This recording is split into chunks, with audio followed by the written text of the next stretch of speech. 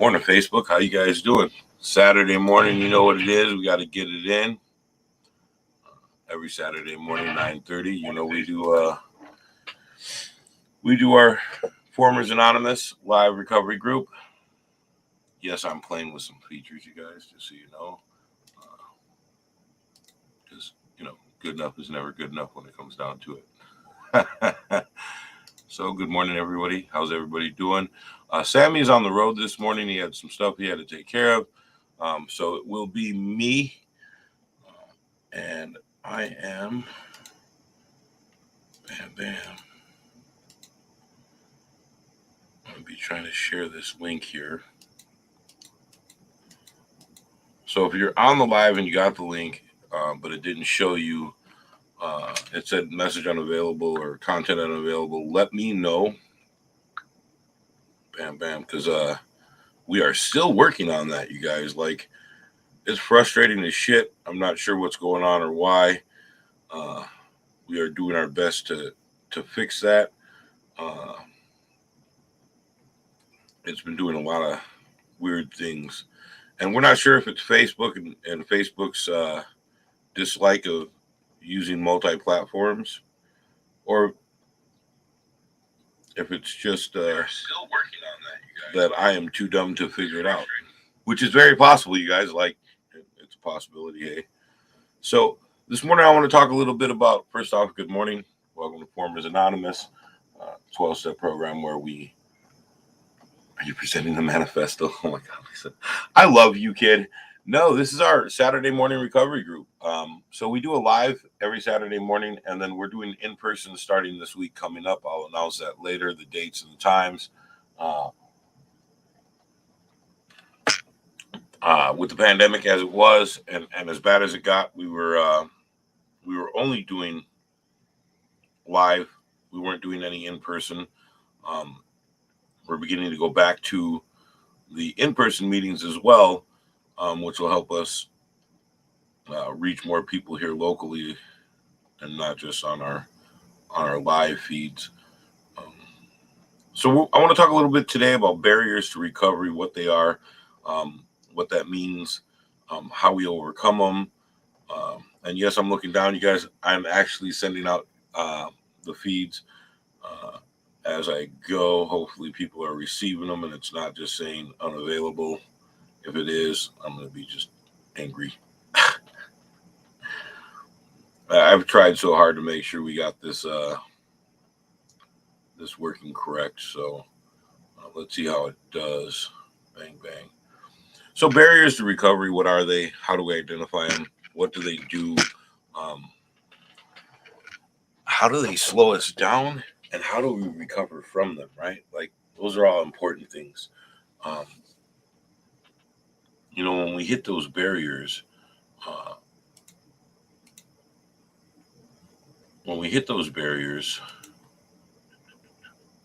make sure I got everything up here right. A lot of the times we can allow them to not only stop our recovery, but make it worse, right? Like, it stops our recovery, and then it also, pushes us back into our practice of usage, right?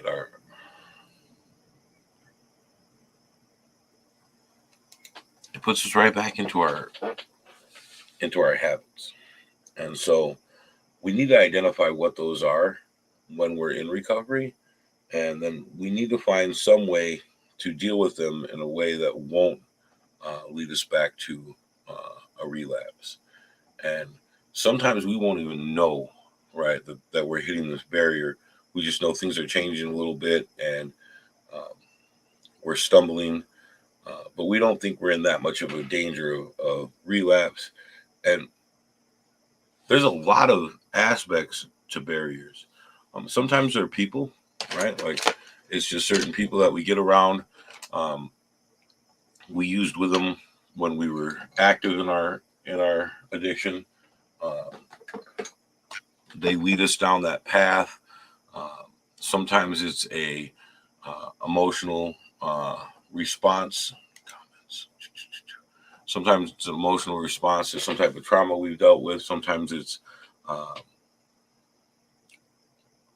sometimes it's us, right? Like a lot of the time it's us, right? How we react. And so, especially when we're new in recovery, right? Like when we're fresh, we're just getting into recovery. Um, we got a few weeks clean, uh, and then we hit this road block, right? We hit this bump in the road, and we think we're ready for it. We're not. We never are. Like we're never ready for that first road bump. That first road bump that hits us. It's the first time we've had to experience that situation. We think we got it because we have that new zealousness of being fresh in recovery, and then we fall on our faces, skin our knees, and now we have the choice of, do we stand up, wash it off, put a band-aid on, and keep trying to walk forward, or do we sit there and we cry and wait for mom or someone else to pick us up and fix it for us, right? And so it's really important to know one thing: everybody's going to stumble and fall. Like we don't we don't we don't control that. We're all going to stumble and fall. We're all going to hit a roadblock. We're all going to hit that barrier. We're all going to come across that one time where uh, emotionally, mentally, and psychologically, we're incapable of dealing with the situation without help. And that there is the reason why um, a program is so important when you're in recovery, right? Like, it doesn't matter what works for you as long as it works, um, as long as you understand that that's the purpose of that program, right? It's the purpose of being in that program. What, the pink cloud turning gray? uh, I am lost there, Mel. I love you. I'm so happy and proud of what you've been doing down there, where you're at. You are freaking a rock star, 100%. Uh,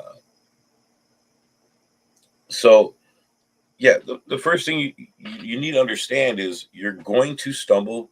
You're going to hit a roadblock. You're going to hit a barrier. You're going to want to quit. You're going to want to do it your way.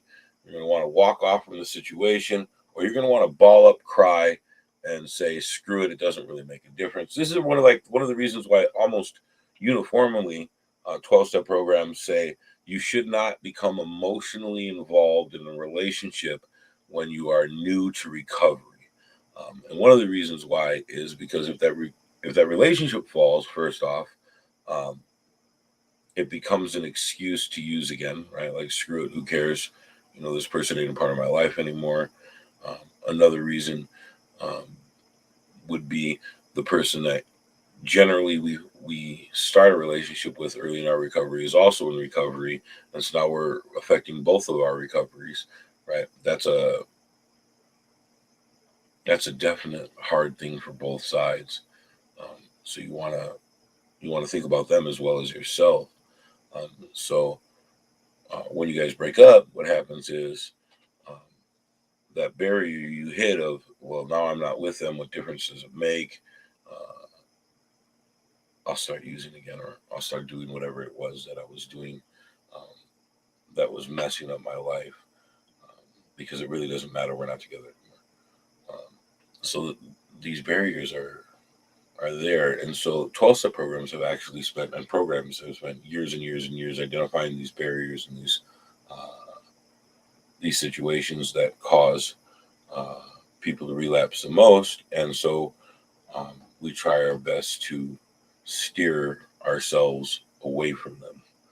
Um, that's really important, you guys. Like recognizing your capabilities and your faults, and recognizing the fact that we can't do it alone, that we need each other, we need the support, we need the ability for someone within our lives to identify when we can't, right? Like when we're having a problem and we can't identify it ourselves because we don't realize we're having a problem, that is a problem in itself. See how that works? Uh, so that's what we try to do as formers, right? Our number one job as a member informer is actually not, staying clean and sober ourselves, but identifying when each other has a problem so that we can guide each other from relapse, right? Like we're there for each other. sobriety, staying away from your addiction. Those are all things that we work on when we start, right? Like when we get in there, we've already made the decision. That's why we came to it. That's why we joined, is because we know we can't do it ourselves. And now we're looking for someone or something that can help us have a better chance at continued recovery. Sometimes it's your living situation, right?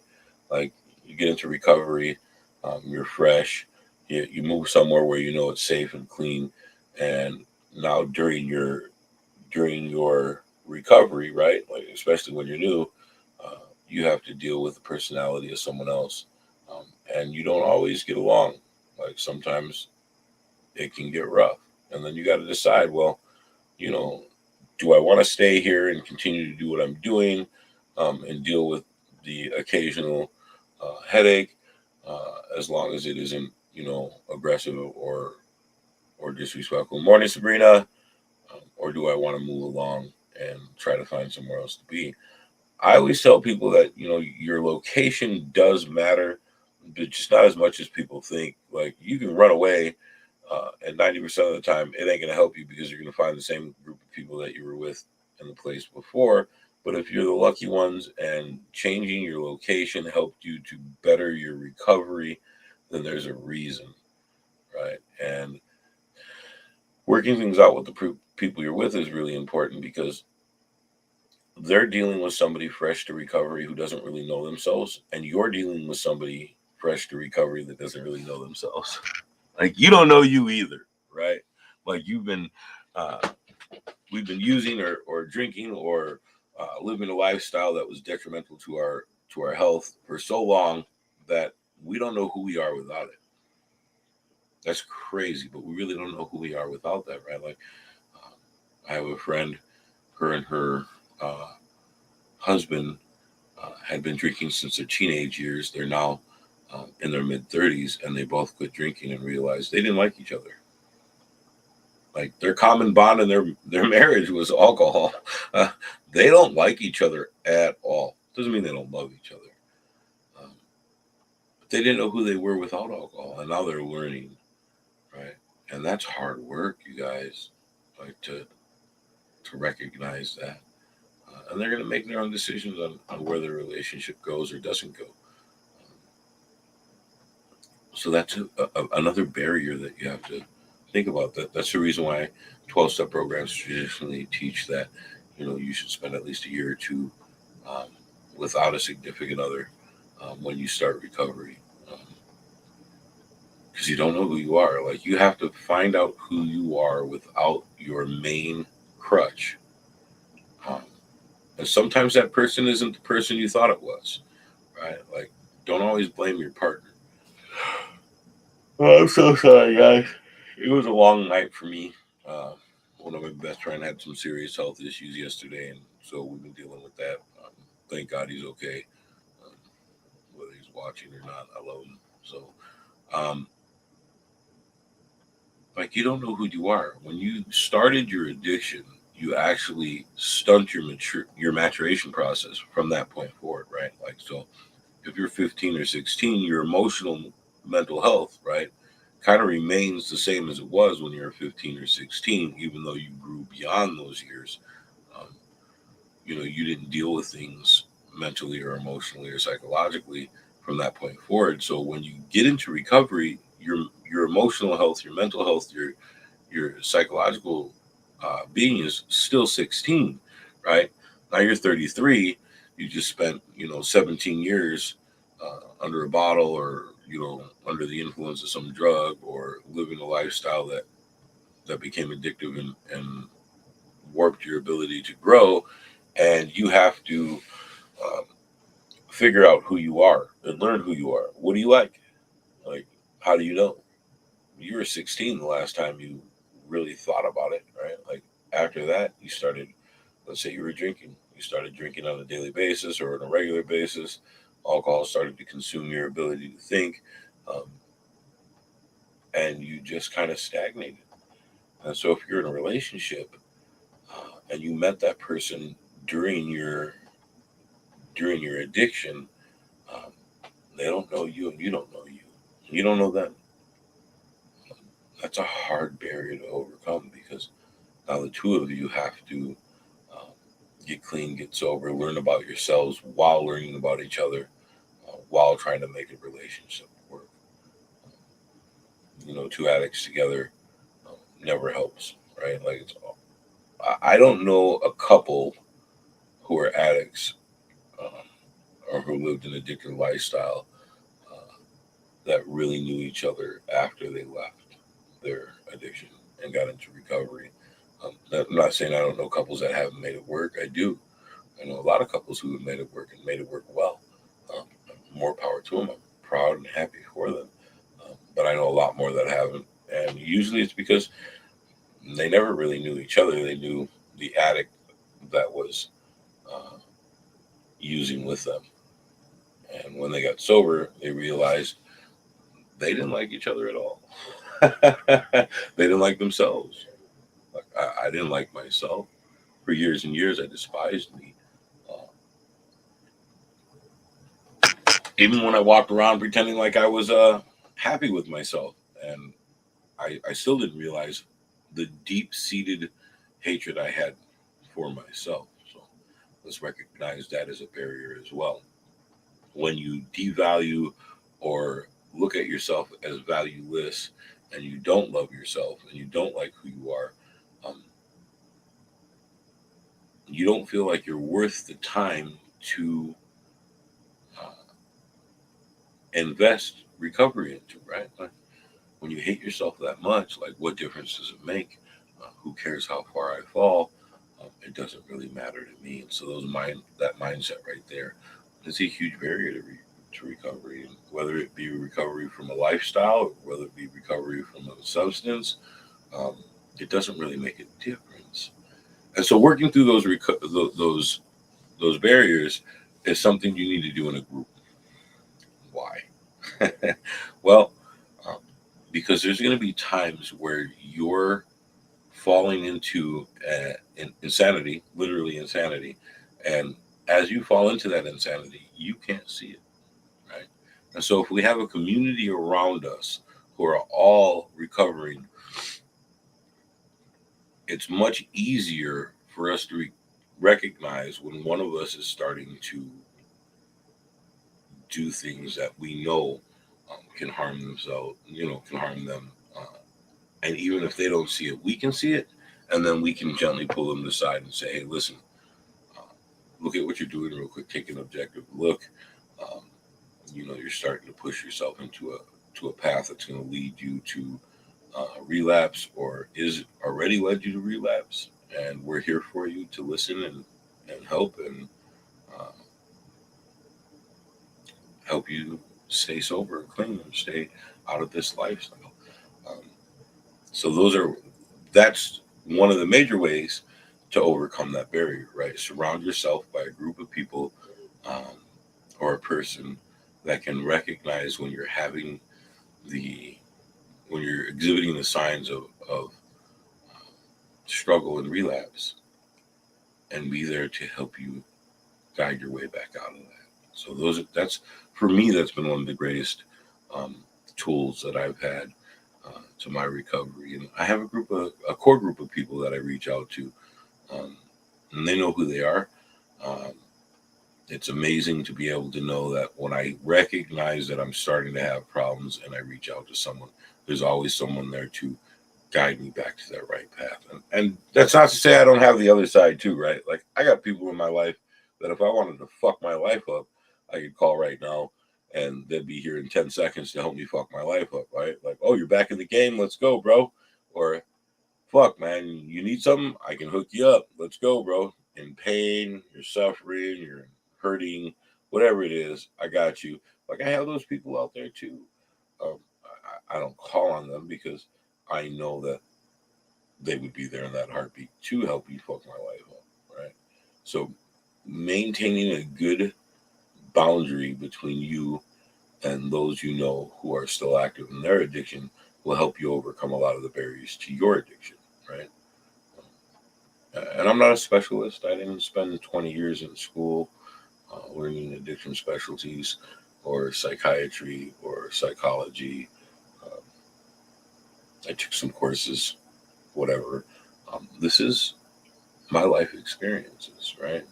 That's another amazing thing about FA is we take your life experience and we apply it to our lives, um, and use that to um, stay in recovery and to help each other. Um, I think that's been the most fulfilling part of being a member of FA over the last decade. Knowing that not only am I depending on those people who love me um, to push my recovery farther, but also that I'm helping others. Like their continued recovery um, is wrapped up in my life as much as my continued recovery is wrapped up in theirs. That's a very fulfilling feeling. So there's another tool to overcoming the barriers of recovery, right? Making sure I'm doing something that fulfills me in a way that allows me to continue to say, even when it's hard, I'll continue this fight. Um, that's a really important part.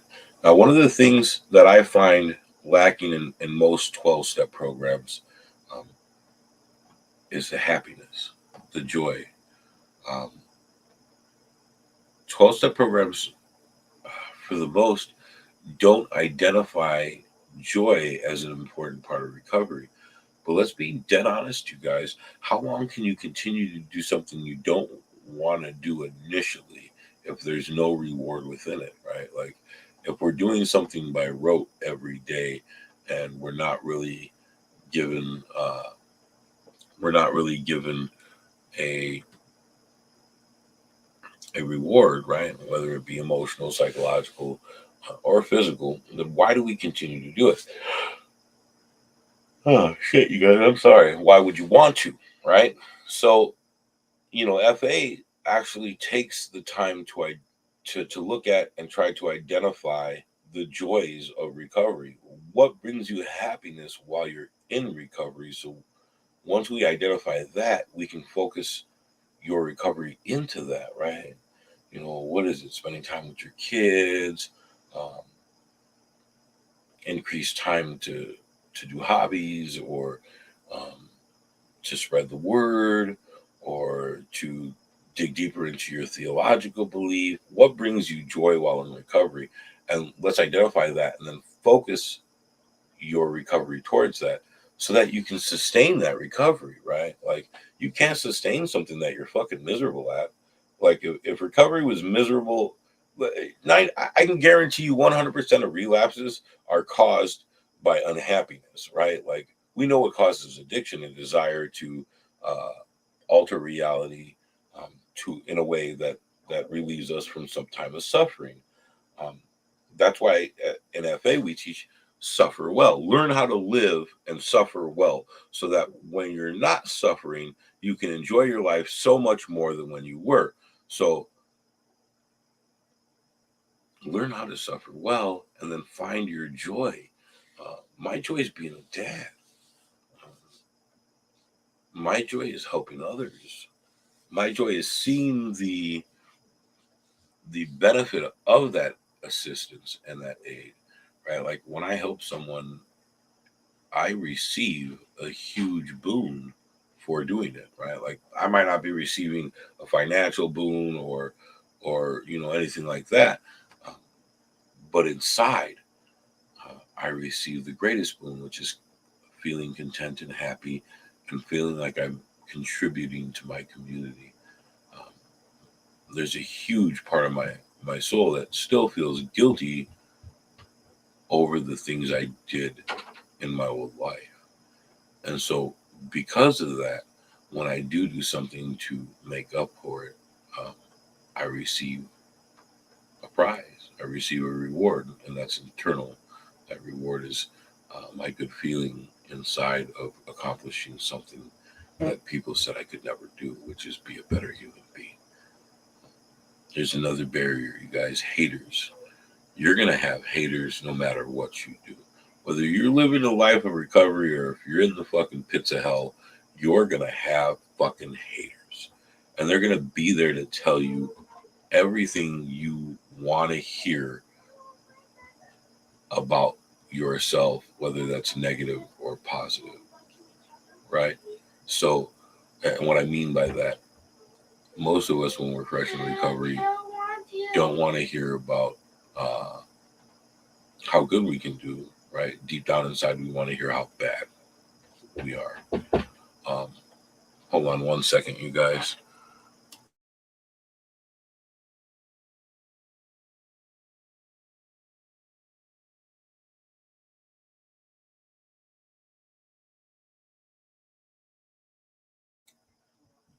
Sorry about that, guys.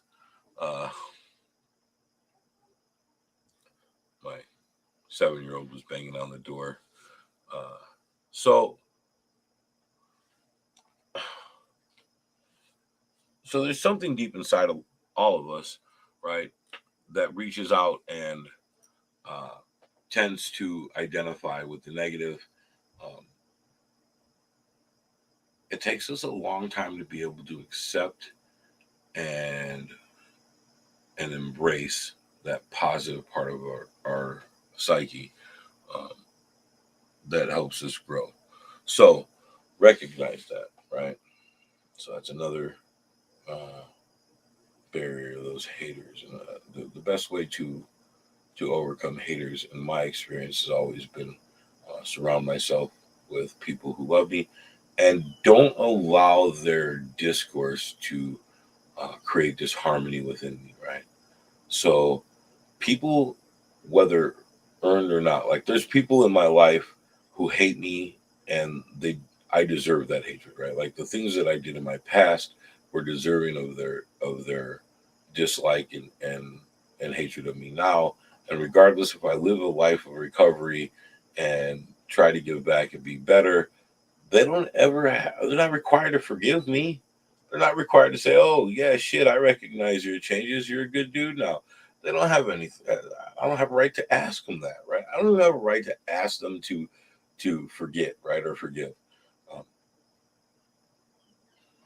if they choose to, I mean, that's amazing, right? Their forgiveness is always amazing. Whenever you hurt somebody and then you're trying to um, atone for it and change your life and become a better person, forgiveness is an amazing thing. A lack of forgiveness can be a horrible barrier to your recovery because you feel like, well, fuck, they're not going to forgive me anyways. That's when you have to come in and forgive yourself. Um, you have to look at yourself, discuss internally what it is your goal is, what it is that you did, what your culpability is, and how do you forgive yourself for that, even if they don't forgive you. If you don't, if you don't find that, you're not going to move forward, and you're not going to continue to grow. You're going to stagnate and hurt. So finding that is a major necessity for your recovery. It took me a long time to forgive myself for the people who couldn't forgive me. Um, and I know that I'm not the human being that created the pain in their life that caused them to hate me, or want to hurt me. Um, but you know what? I'm not that person anymore. I deserve a chance to prove myself, and I live my life as if that is my apology. So there's nothing I can do to help. Well, you guys, I love you. We're normally on here till 11 o'clock. It's been a slow morning. Um, I definitely.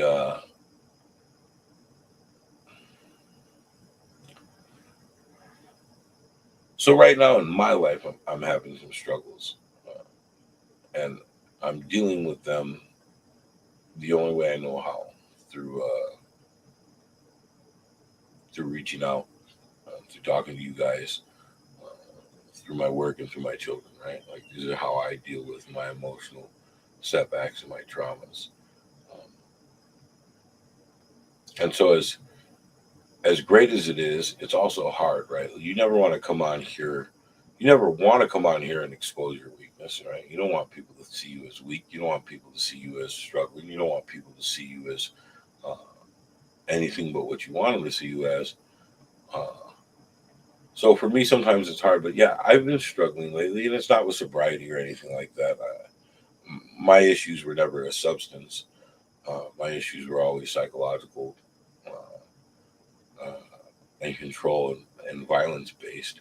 But I struggle sometimes too, like especially when I'm suffering, and I forget that all life is suffering. That we're going to suffer no matter what we do, and it's okay, right? Like people feel like if you're hurting or suffering, something is wrong, and there is something wrong, but it's going to be wrong no matter what you do.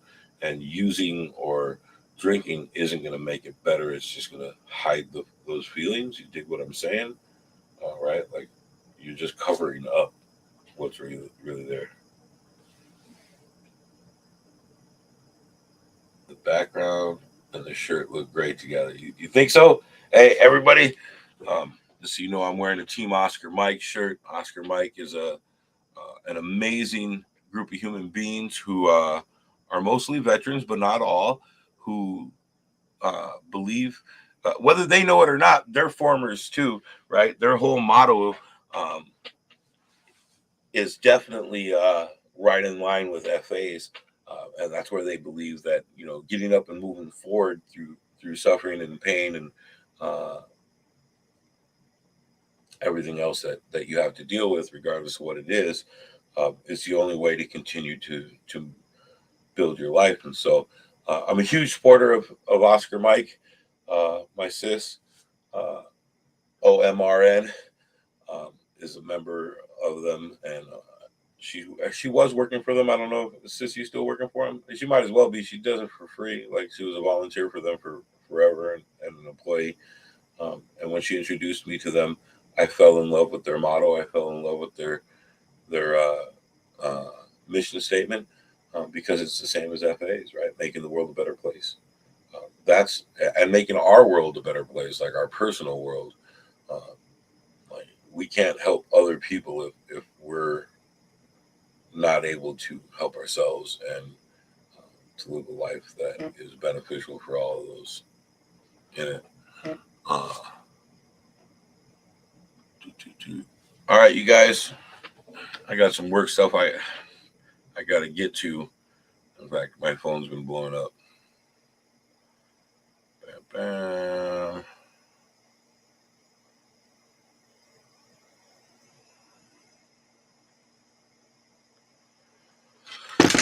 All right, you guys. I love you. I appreciate everything you guys do for us and for me. You guys have always been supportive. I'm going to get out here to these kids. They're being a little wild out there. I can hear them in the living room. I appreciate everything, you guys. We'll see you again Saturday. All the news about formers. So the date is most likely going to be Thursday. We're going to start doing a Monday night, 7 o'clock formers online meeting, which will be private. It won't be here on a live broadcast. So if you're interested in joining the actual group where we all get together and we talk, and it is a 12-step group, shoot me a DM or shoot Formers Anonymous a DM right here on Facebook. Get a hold of us, or you can actually contact us through the Live Technician as well. Please get a minute. Go to livetechnician.com, like it, save it, share it, do that to help us.